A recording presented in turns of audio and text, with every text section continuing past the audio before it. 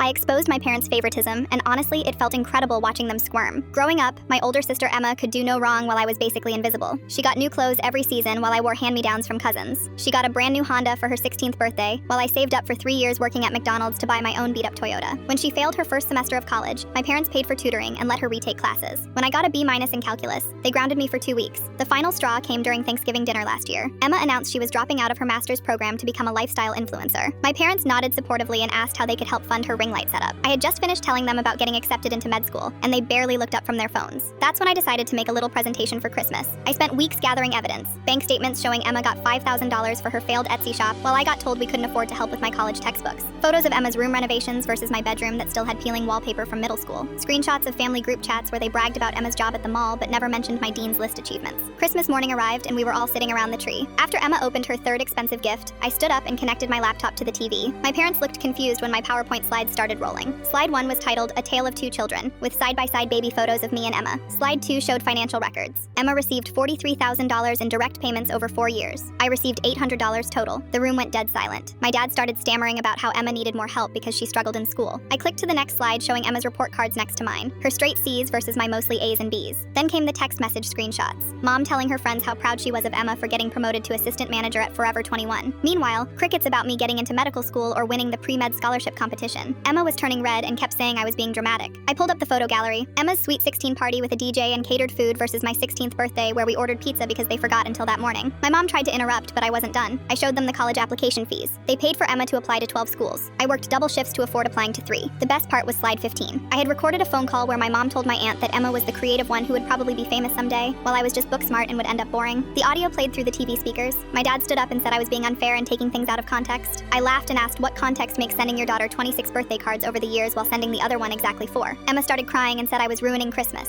I told her she ruined my childhood, but no one seemed to care about that. My mom said they loved us equally, but just showed it differently. I clicked to my final slide, which was just a photo of me in my white coat from my first day of medical school rotations. The caption read, "The invisible child who made it anyway." I packed up my laptop and told them I was spending the rest of Christmas with my boyfriend's family, where people actually noticed when I accomplished something. My mom chased me to the door, saying we needed to talk about this like adults. I turned around and said we could talk once they figured out how to treat me like their actual daughter instead of Emma's backup plan. Then I left.